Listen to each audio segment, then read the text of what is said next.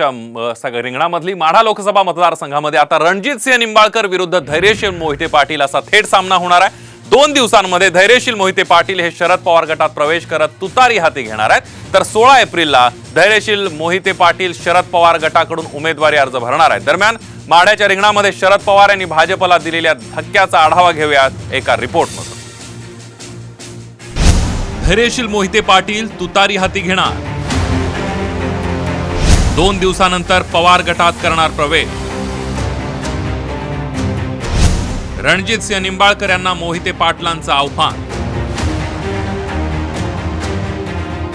माढा लोकसभा मतदारसंघात शरद पवार आणि भाजपला मोठा धक्का दिलाय। माढ्यातून धैर्यशील मोहिते पाटील शरद पवार गटाचे उमेदवार असून 14 एप्रिलला त्यांचा पक्षप्रवेश होणार आहे। त्यामुळे माढ्यात रणजितसिंह निंबाळकर विरुद्ध मोहिते पाटील असा धुरळा उडणार आहे। 16 तारखेला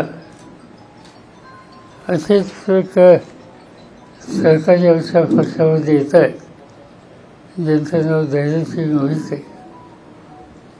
यावरच मला ते आता भेटून गेले। पक्षामध्ये अधिकृत येण्याचा कार्यक्रम त्यांचा 2 दिवसांनी आहे आणि आमचे अध्यक्ष जयंत पाटील यांच्या उपस्थितीमध्ये ते पक्षामध्ये येतील।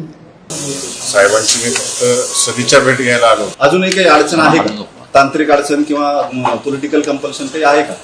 Weight and watch. किती तारखेला पक्षप्रवेश होणार आहे? वेट अँड वॉच सगळे 14 तारखेला होणार। वेट अँड वॉच सगळे। पण भाजपने तुम्हाला डावललं त्याबद्दल काय? वेट अँड वॉच सगळे। भाजपने रणजितसिंह निंबाळकरांना उमेदवारी दिल्यानंतर धैर्यशील मोहिते पाटील नाराज होते। याच नाराजीतून दिलीप मोहिते पाटील यांनी माढ्यातील सर्वपक्षीय नेत्यांसोबत चर्चा करून पाठिंबा मिळवला होता।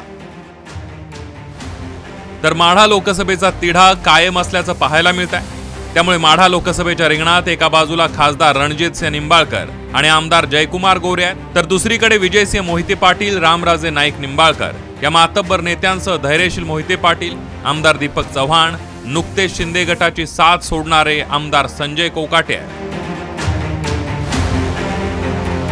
मोहिते पाटील घराण्याची नाराजी हेरून शरद पवार यांनी भाजपला जोरदार धक्का दिलाय।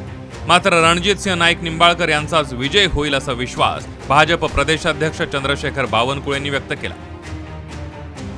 51% मतं घेऊन आमचे रणजितसिंह नाईक निंबाळकर निवडून येणार आहे। जनतेला मोदीजीला मत द्यायला तयार आहे, मत द्यायचं आहे। आणि तिथे माढ्याच्या ग्राउंड रियालिटी अशी आहे की जनताही मोदींच्या मागे उभी आहे। नाईक निंबाळकरला मत देणं म्हणजे मोदीजीला मत देणं आहे, त्यामुळे तेच निवडून येतील। एकंदरीत माढा लोकसभेच्या रिंगणात धैर्यशील मोहिते पाटलांची एंट्री झाल्यानं निवडणुकीत मोठी चुरस निर्माण झाली आहे। त्यामुळे माढ्याचं मैदान कोण मारणार हे पाहणं महत्त्वाचं ठरणार आहे। ब्युरो रिपोर्ट, साम टीव्ही न्यूज।